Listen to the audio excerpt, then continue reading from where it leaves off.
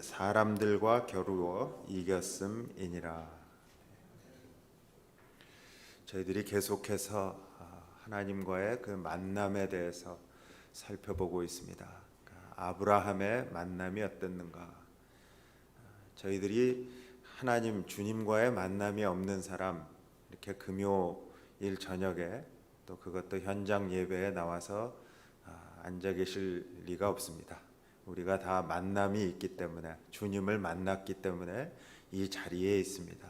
또 주말 이 시간에 TV를 켜고 또 스마트폰에 온라인 오늘 찬양하는 이 집회에 집중하고 있는 이유는 주님을 만난 그 추억이 있고 그 기쁨이 있고 감격이 있기 때문에 그렇습니다. 그런데 우리가 주님을 만났던 그 만남에서 그치는 것이 아니라 지금 저희들이 살펴보고 있는 것은 주님과의 진짜 만남, 두 번째 만남, 내 삶이 진짜 업사이드 다운 돼서 완전히 변하는 만남. 아마 교회 출석하는 많은 사람들이 이러한 첫 번째 만남과 두 번째 만남 가운데 있습니다. 그리고 진정으로 주님을 찬양하는 사람치고 두 번째 이 인격적인 만남을 사모하지 않는 사람들이 없습니다. 근데 저희들이 아브라함의 이야기도 그렇지만 야곱의 이야기도 초점을 사람에게 맞추기 시작하면 너무 인간적이 됩니다. 그래서 야곱으로부터 야곱이 어떻게 했는가 그것을 교훈으로 하려고 하다 보니까 우리가 진정한 변화와 진정한 만남을 체험하지 못합니다. 그러니까 하나님이 어떤 분이신가? 하나님이 아브라함을 어떻게 만나셨는가?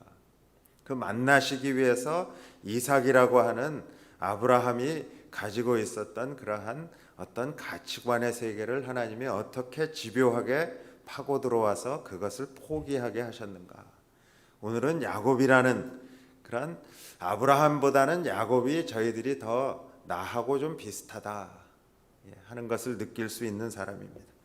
그 야곱에 대해서 수많은 사람들이 참 많은 이야기를 합니다. 또 설교도 참 많이 합니다. 속이는 자다, 빼앗는 자다 이렇게 아는 사람도 있고요. 또 성공을 위해서 모든 꾀를 다 부리는 그러한 사람이라는 인식이 있습니다. 그러니까 한마디로 지독하게 자기 중심적인 사람입니다. 우리도 내가 사랑이 있다, 내가 그리스도인으로 주님의 사랑을 많이 베푼다 이렇게 생각하지만 참 하나님의 말씀에 비추어 보면 우리 모두도 다, 저를 포함한 우리 모두 다 아주 자기 중심적인 사람입니다.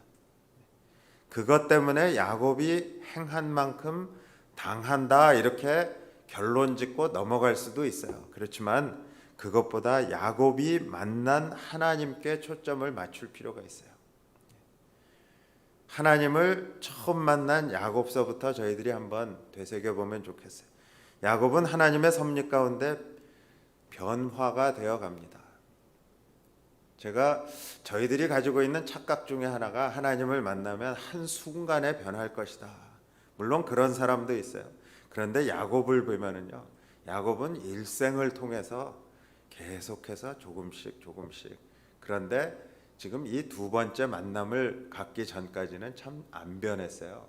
하나님도 알았고요. 그렇지만 자기 중심적으로 자기의 욕망과 자기가 어떻게 해서 좀 술수를 쓰고 머리를 쓰고 해가지고 좀 더 많은 것을 얻을 수 있을까?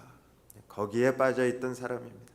에서로부터 장자권과 축복 기도를 다 빼앗아 버린 야곱이었지만요, 그것 때문에 엄청나게 큰 고난을 당하게 됩니다.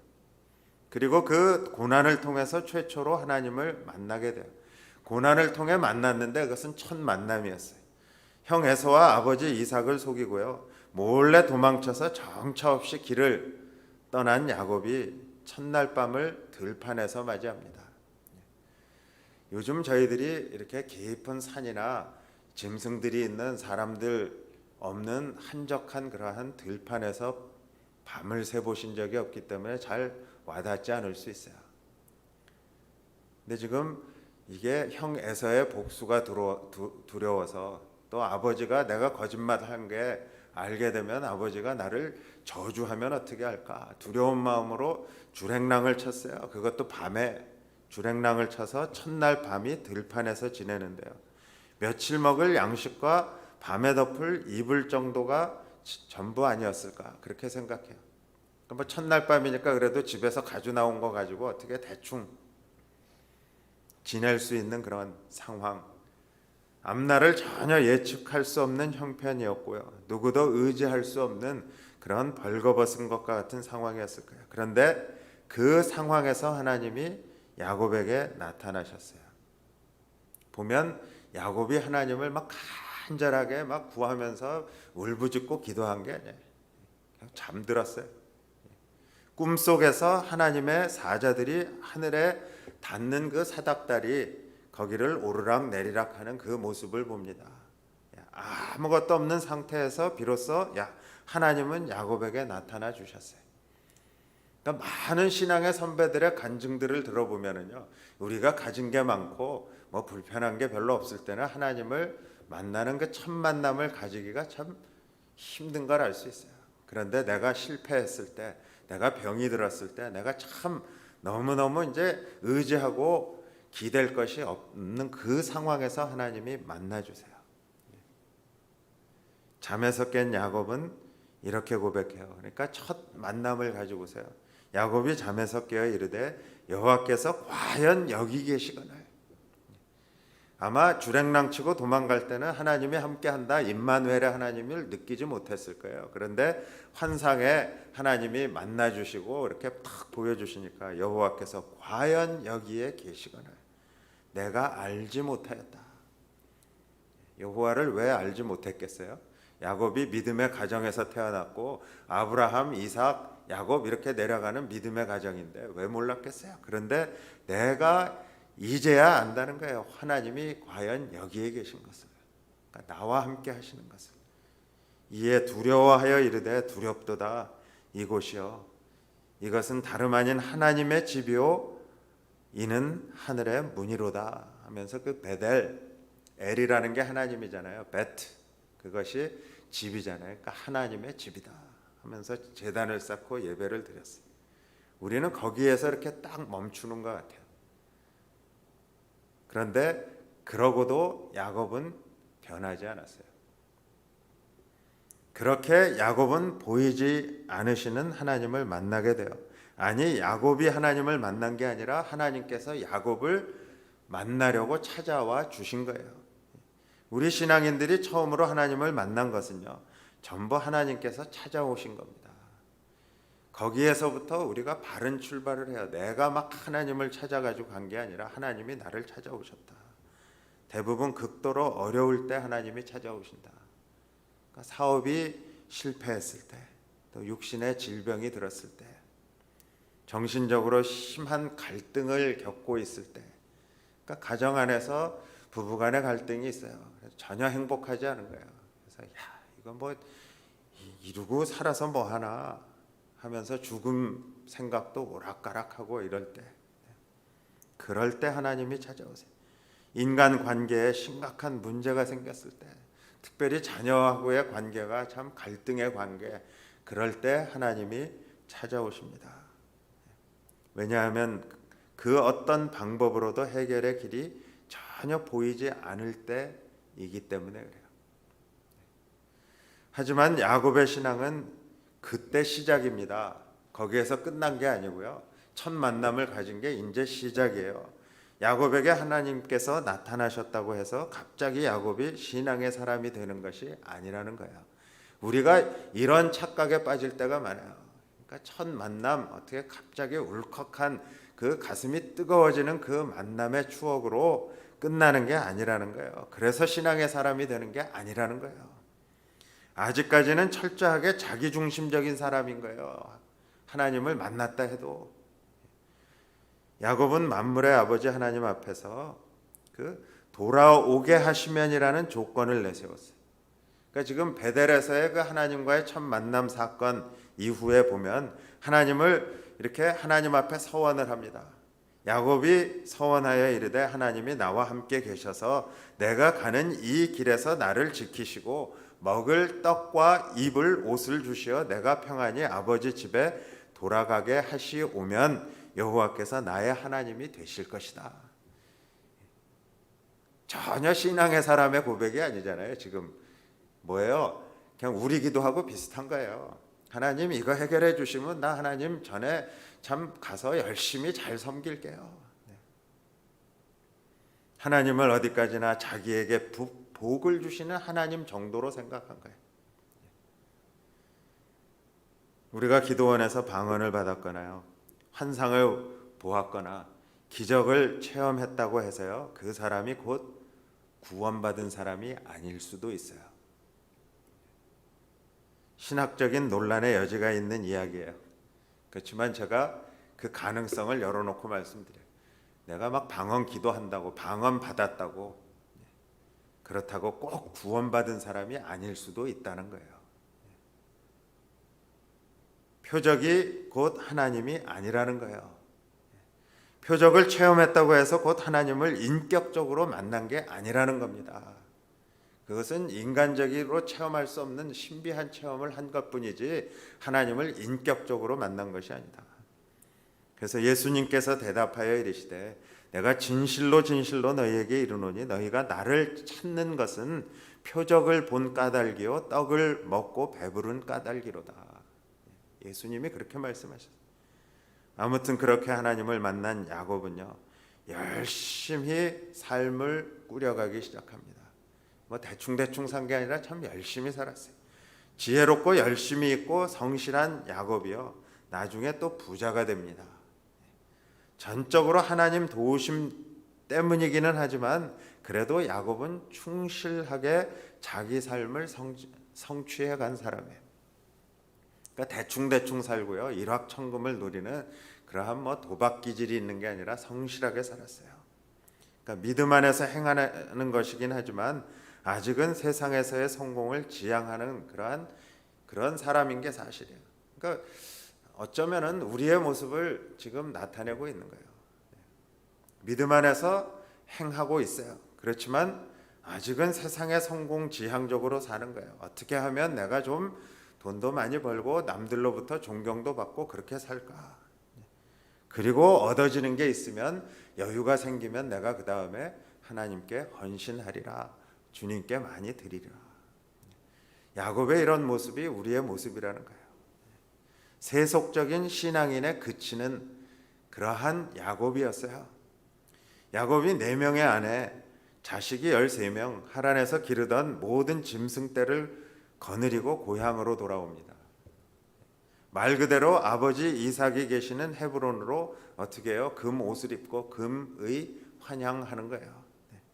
그렇지만 이것으로 야곱의 드라마가 마무리되는 게 아닙니다. 여기에서 대단하게 막을 내려도요, 충분해요. 그것이 세상에서의 드라마고 세상에서의 이야기입니다. 하나님과 야곱 사이에는 아직 중대한 만남이 남아 있었어요. 그러니까 그 성공하고 많은 거 얻어가지고 자식들하고 쫙 아버지 집으로 돌아오는 것, 그것이 하나님의 목적이 아니었다는 거예요.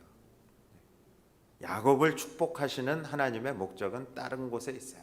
그것을 깨닫기 위해서는 주님을 또 다시 만나야 하는 거예요. 중대한 만남이 남아 있어요. 야곱이 하나님의 사람이라면요, 베델에서의 만남만 가지고는 부족한 거예요. 여러분, 그러니까 너무 주님을 처음 만났을 때 그 감격했던 그 감격, 그것도 중요합니다. 그렇지만 거기에 머물러 있으면 안 된다는 거예요. 우리가 신앙인이라면요, 회개할 때의 만남만 가지고는 아직 갈 길이 멀었어요. 갈 길이 멀었어요. 물론 보통 간증은요, 이쯤에서 그치는 경우가 많아요. 내가 뭐 그냥 세상적으로 살다가 주님을 만나가지고 그냥 회개하고 그냥 하나님이 나를 이렇게 성공시켜 주셨습니다. 그래서 하나님이 나에게 이렇게 축복해 주셨군요. 그러면 그냥 성도님들이 다 아멘 한단 말이에요.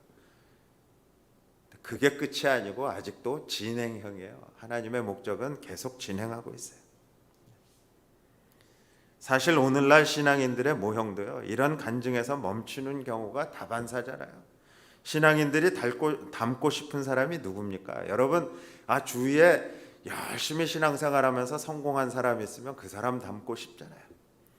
사역자들이 모델로 삼고 있는 대상이 누구예요? 목회하는 목회자들은 다 크게 성공해서 대형 교회에 뭐 그냥 목회 성공했다 하는 분들, 그런 사람들이 모델이잖아요.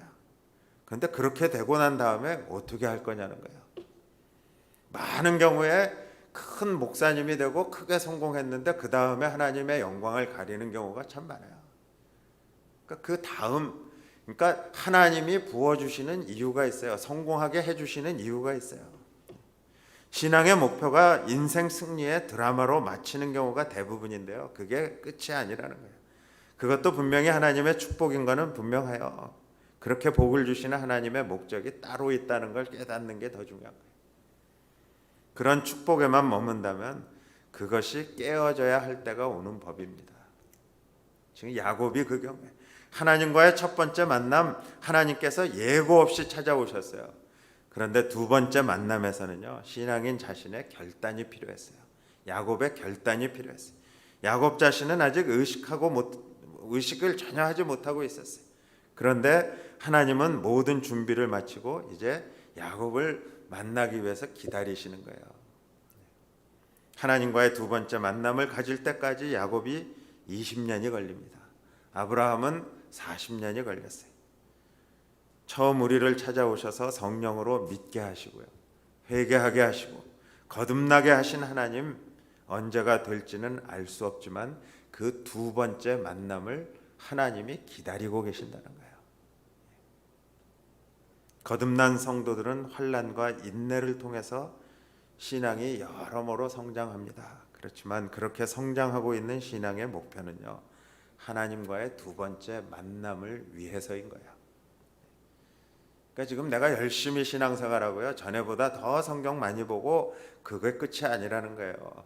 그렇게 인도하시는 하나님의 목적이 있는데, 하나님은 그 두 번째 만남의 장소에서, 내 인생의 여정의 두 번째 만남의 장소에서 기다리고 계신 거예요. 아, 잘하고 있다, 계속 와라, 그 길을 계속 와라, 내가 너를 만날 것이다. 그런데 그 두 번째 만남은요, 야곱의 경우 보니까 기쁨과 행복 가운데 만나진 것이 아니고 엄청난 두려움 속에서 이루어지게 됩니다. 모든 것을 다 잃어버릴 그러한 위기에서 하나님을 만나게 되는 거예요. 야곱에게 장자권이 주어졌어요. 축복 기도도 주어졌어요. 그런데 그것을 다 빼앗긴 형 에서가 지금 이 동생 야곱을 죽이려고 400명의 군사와 함께 기다린다, 이런 소식이 딱 들려오는 거예요. 에서의 입장에서는 무려 20년 동안 기다렸어요. 20년 동안 다짐하고 또 다짐했던 그 순간이에요. 창세기 32장 6절에 보면요, 사자들이 야곱에게 돌아와 이르되 우리가 주인의 형 에서에게 이른즉 그가 400명을 거느리고 주인을 만나려고 오고 있습니다, 이렇게 보고를 했어요. 야곱은 마침내 모든 것을 걸고 하나님을 1대1로 만날 수밖에 없는 상황에, 이렇게 코너에 몰려버린 거예요. 그러면서 어떻게 왔습니까? 지금 주랭랑 치려고요, 여차하면 형 에서가 나를 죽이려고 여차하면 처음에는 가지고 있는 소나 뭐 온갖 것 다 줘서 형 마음을 좀 사보려고 하고, 그것도 안 되면 자기 하인들, 자식들, 아내 다 앞세우고 자기는 제일 뒤에서 간 거예요. 근데 그러고도 마음이 불안했어요. 두려웠어요. 그런 상황에서 하나님을 1대1로 만난 거예요. 비록 자신이 의도했던 바는 아니지만 어쩔 수 없는 상황, 그 상황을 앞에 놓고 지금 내가 열심히 일해가지고 20년 동안 벌었던 그 모든 것들, 그거를 잃어버릴 각오를 하지 않으면 하나님과 두 번째 만남을 가질 수 없는 그런 상황이에요. 거기에서 야곱이 결단한 거예요. 여러분, 두 번째 만남은요, 우리의 결단이 필요합니다. 이렇게 스쳐 지나가면서 만나지는 게 아니라 하나님은 기다리고 계시는 거예요. 그런데 그 하나님을 만나기 위해 야곱이 결단했어요. 창세기 32장 22절 저희들 읽은 구절을 보면 그 22절 바로 앞에 구절이에요. 밤에 일어나 두 아내와 두 여종과 11 아들을 인도하여 야복 나루를 건널세 그들을 인도하여 시내를 건너가게 하며 그의 소유도 건너가게 하고 야곱은 혼자 남았어요. 홀로 남았더라. 이제 야곱은 자기의 모든 것을 걸고 하나님과 두 번째 만남이 펼쳐집니다. 하나님과의 결정적인 만남, 순간적일 때도 있어요. 그런데 시간이 걸릴 때도 있어요. 아브라함은 단 한 번의 순종으로 두 번째 만남이 그냥 탁 마무리 지어졌어요. 그런데 야곱은 모든 것을 걸고 싸우는 것과 같은 그러한 결단으로 하나님과의 두 번째 만남을 마무리합니다. 그래서 야곱은 결코 하나님의 손길을 놓지 않으려고 강한 의지를 가지고요 끝까지 붙들게 되는 거예요. 오죽하면 하나님의 사자가 야곱의 허벅지를 쳐서 다리를 절게 만들어 버릴까. 그 정도로 붙잡은 거예요. 자기가 야곱을 이기지 못함을 보고 그가 야곱의 허벅지 관절을 치매 야곱의 허벅지 관절이 그 사람과 씨름할 때 어긋났더라. 하나님은 야곱의 결단에 맞추어서 관절이 어긋나게 해버리셨어요. 뭐예요? 야곱이 하나 믿었던 거는요. 뭐 가지고 있는 소유도 가지고 그 위협을 모면해 보려고 하고 자식, 뭐 하인들, 아내 다 그거 다 안 되면 뭐예요? 믿는 거 하나는 주랭랑 칠 수 있는 달릴 수 있는 다리 그 다리로 그냥 열심히 뛰어가지고 내 목숨 하나는 건져버리라. 근데 하나님의 사자가 그 마지막 내가 믿었던 그 허벅지 다리에 그 환도뼈를 부러뜨린 거예요. 어긋나게 했다. 어긋나게 했다. 살려고 바둥대는 그 야곱의 뼈가 어긋나게 함으로 야곱이 육신으로 아무것도 하지 못하게 만드십니다. 뭐예요?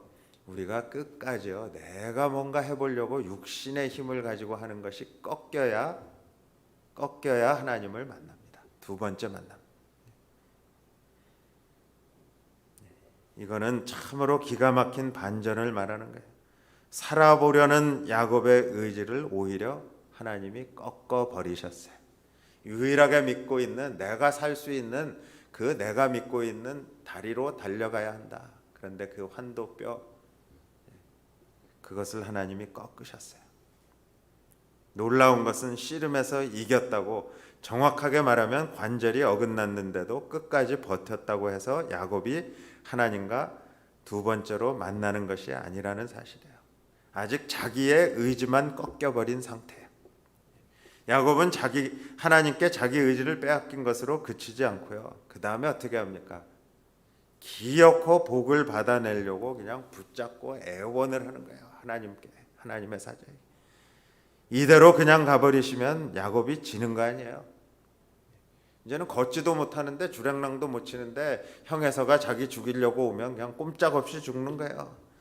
만약에 그 사람이 그냥 가버리면 어떻게 돼요? 야곱은 장애인이 된 채 에서에게 나아가서 살려달라고 애걸복걸할 수밖에 없는 그러한 아주 비참한 신세가 됐어요. 그렇게 되면 하나님과의 두 번째 만남은 수포로 돌아가는 거 아니에요. 죽임을 당할 텐데. 그러니까 죽기까지 붙잡았어요. 하나님의 사자를. 그가 이르되 날이 새려하니 나로 가게 하라. 야곱이 뭐라고 합니까? 26절에 당신이 내게 축복하지 아니하면 가게 하지 아니하겠나이다. 마침내 야곱의 두 번째 만남은요.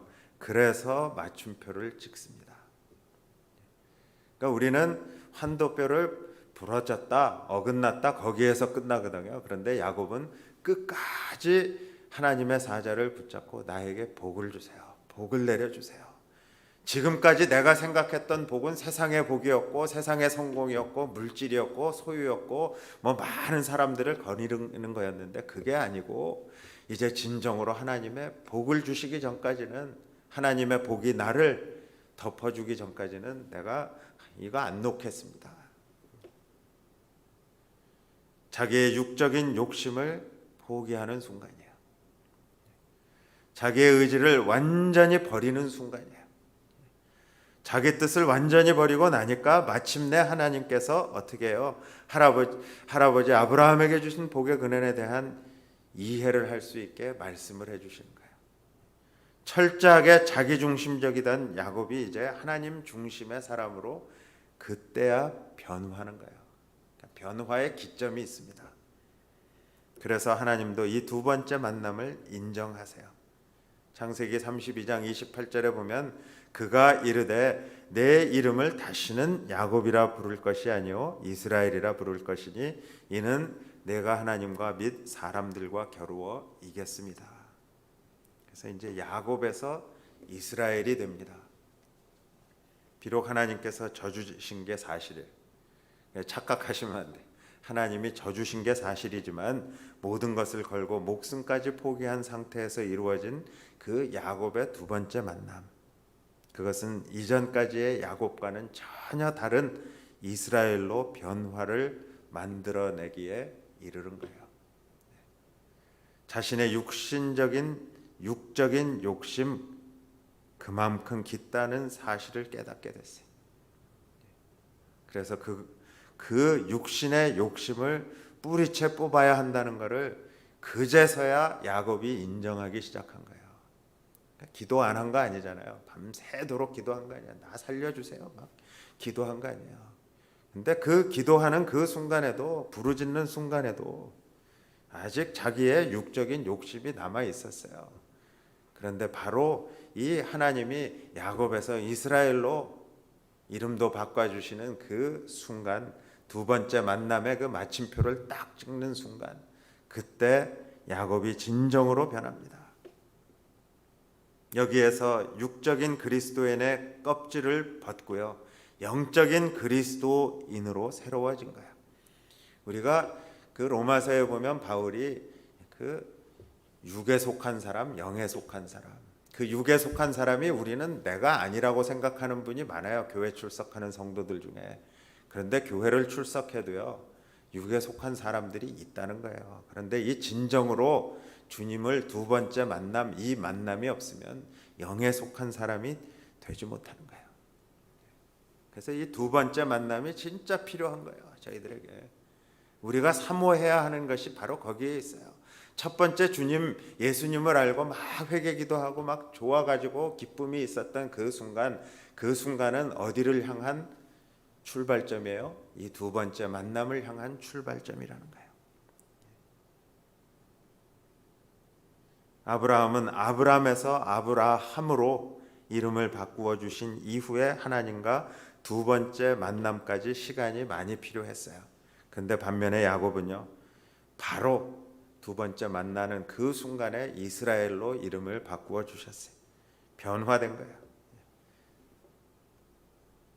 물론 그렇다고 해서 야곱이 천사처럼 그 순간에 완전히 바뀌어버린 게 아니라는 거예요. 그래서 이 두 번째 만남은 뭐냐 하면요, 구원 그 이후에 우리가 성화되는 그 출발점입니다.